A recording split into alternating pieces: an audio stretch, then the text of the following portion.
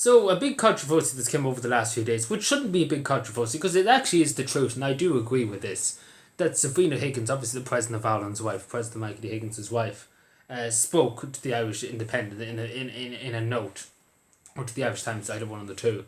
But this is the fact here. That she is right, I do agree, even though you and I, maybe everybody watching this video might not agree, and you're entitled not to agree, this is the Republic of Ireland. You're entitled to disagree with my view or with the President's wife view, but I'm going to argue her view and the way I see it, because I do think she's correct in saying it, even though you might disagree, and you're entitled to disagree, it's a democracy after all. And the way the mainstream media, RT and the rest of them, shouting it down like it's the most insane thing, it's the most hideous thing anybody has ever said, it's God knows what. That's the way the mainstream media is going on, and she's dead right to Sabina Higgins and what she's saying. There should be some kind of peace. There hasn't been a war of peace. The United States, there hasn't been one war of peace. And I do agree, and I have said it since the start of this, that Ireland should really be the peace. As a neutral country, we should try and bring both sides together to try and find a peace. Because again, it's not just affecting Russia and Ukraine. Remember that it's affecting the whole world. Obviously, wheat is a big used to make bread and things like that. Obviously, Ukraine has a huge portion of wheat and different things, and it's disrupting all across the world. It's causing huge shortages. It's causing disruption, and it's everyone. It's in the whole humanity's interest, including Russia and Ukraine, to stop Russian soldiers dying and to stop Ukrainian people dying. It's in everybody's interest to try and find some way, or to even again the word is try. Again, there hasn't been an attempt to make peace. There hasn't been an attempt. There hasn't been any kind of attempt to try and find a peaceful solution. To try and find some way. To find some way. Again, there hasn't been any kind of talks. It's just kind of been all said. We're going to fight into the bitter end. We're going to get hundreds of millions of arms and money and things like that. And that's just continuing kill kids, all the suffering, all the pain, all the murders. It's continuing to go on. And I do agree, we should try and find a way. Try and find a peaceful solution. Because again, let's be fair, we have to talk sense. They're fighting to me, God knows when. And we keep giving the huge amounts of money, like the United States giving them 40 billion. That's not sustainable. We can't.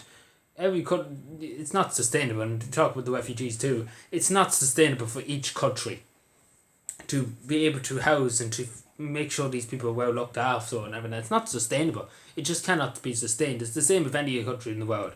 It just simply cannot be sustained. And there should be some kind of peace, and there should be some kind of solution. And again, I know the Donbass, them two breakaway regions of Ukraine, it's a difficult situation, I will admit that. But there has to be some kind of way of walking around it. And President Zelensky, again, he's at photo shoots and he's things like that. He's not much of a wartime leader, let's be fair. Compared to Winston Churchill, compared to other people, King George VI, for example, Wilhelmina of the Netherlands, Christian X of Denmark was invaded during the Nazi times. Went around Copenhagen on his horse every day in defiance of the Germans. That's a wartime leader. They're the wartime leaders. President Zelensky seems like just a person who just wants money and just wants... I don't know what he wants, to be totally honest. He doesn't seem like much of a world leader. He doesn't seem like somebody that should be in charge of a country. And the way he's turning up to music, and the way that everybody in the world seems to be just... all the celebrities and all the politicians seem to be just turning up on Ukraine's doorstep in a war-torn country. In a country that's at war. It doesn't make any sense, to be totally honest. And I do agree with the president's wife, and I know people say Ukraine shouldn't give up any of their territory and things like that. I'm not talking about that. I'm talking there could be a peaceful solution where, I don't know, Ukraine says they never will apply to NATO or apply to the European Union. And that'll be fair enough. And Russia will stay out of it. Or, again, just appeal to Vladimir Putin, or to appeal to the Russian delegates to think about people, to think about humanity. Not to think about the humanity, so appeal to the humanity. At the moment in time, we're just shouting down them and not bother to sit down at the table and talk this out like people, like human beings. Again, we're going on with the fight.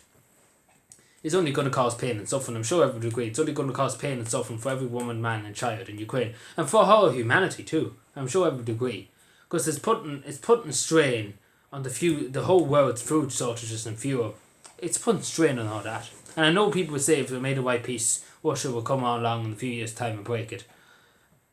And that could be true. Again, I'm not saying, but at the end of the day, it just simply isn't. It simply cannot be done. When there can be fight for years and years and years to come. Excuse me, sorry.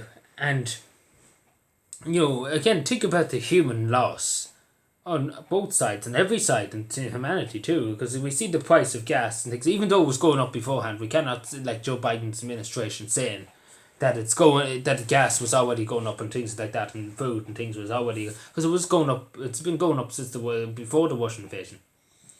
But we have to just talk sense, because again, we can't just go off in our own head thinking that there'll be war for the next 20 years fighting. There has to be some kind of peace. There really truly has to be. And I think it's in the interest of everybody in humanity, because there's no other way but to try and find a peaceful way, to try and find a solution, to try and find some kind of way of walking around it. And the only way we're going to do that, again, this is not pro-Russian, I couldn't really care. Again, my focus mainly is Ireland, let's be fair. But at the same time, I'm going to say this straight, I don't want to see anybody suffering or any people suffering. I might as well say straight, and that's my humanity coming out. And I'm sure everybody will agree with me. Nobody wants to see anybody suffering or dying. Nobody wants that. And the only way to do that is to get peace. Because again, if we continue on with this senseless war, more people are going to die. The world's going to face more food shortages, more fuel shortages, and everybody's going to suffer. Everybody's going to suffer in the long term.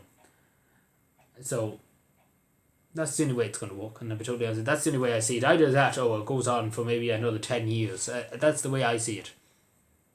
Because Ukraine's a big place and it takes a long time for the Russian army to go to every part of Ukraine and take over every part. But again, as I say, that's just my opinion, and I do agree with the president's wife. I think it's right. And I do want to say this about OT and the rest of the media. I do think that they should have not demonized us. The worst thing that ever was said since human beings started speaking. That's the way they classified it, OT. You think she said something so insane, that the whole media just jumped on her. And again, the Irish media should be saying, what's the Irish diplomats doing in London, in Moscow? What are they doing? What are they doing in Moscow? What's the Irish ambassador in Moscow doing? Would he not go to Putin, or would he not go to some of the hierarchies in the Russian government and say to them, look, we're going to invite you to Dublin, along with the Ukrainian delegation, along with maybe some other neutral countries, and we discuss this like gentlemen, or gentlewomen too. We discuss it together in Dublin, in a neutral country that has nothing to gain, in a neutral area. We discuss it and try and find a way to end all this suffering. And and I don't think the Russians could disagree with a neutral country coming and asking to please have talks. Again, that's what Ireland's there for. Ireland has 60 years of United Nations service. Remember that. More than nearly any other country. And I do think it is Ireland's responsibility, along with the other neutral countries, regardless of NATO or anything, I think it's up to a neutral country to try and negotiate, or to work with both sides to try and find a peace. And I do think Ireland should try and do that. And I think Sabina Higgins and the president should try and lead that effort, to try and get Ireland, to try and talk to both sides and to try and find some peaceful way or some solution. That's the way I see it. I know people disagree, but that's my opinion. I know people have different opinions, and then you're entitled to hold them different opinions. It is a free country after all, I will say that straight. And it is important that people's opinions are heard. And it is important that people just don't put one opinion to one side. And I'm sure people agree it is in the best interest of everybody to end the war as quick as humanly possible, and to try and find a peaceful way, mainly to respect international borders and etc. But that's just the way I see it. And I do agree, and I do think the media should hang their heads in shame for the way they've demonised the president's wife. Even though I don't have much time for President Michael Higgins, I will say that straight to you. I will not say a word of a lie, but I do respect a person's opinion. I really do, even though I might disagree with the person's opinion at some stages, at some points. But they're still entitled to speak, and still entitled, more entitled too, as the president's wife, to have it to speak and to say that a bit. Thank you.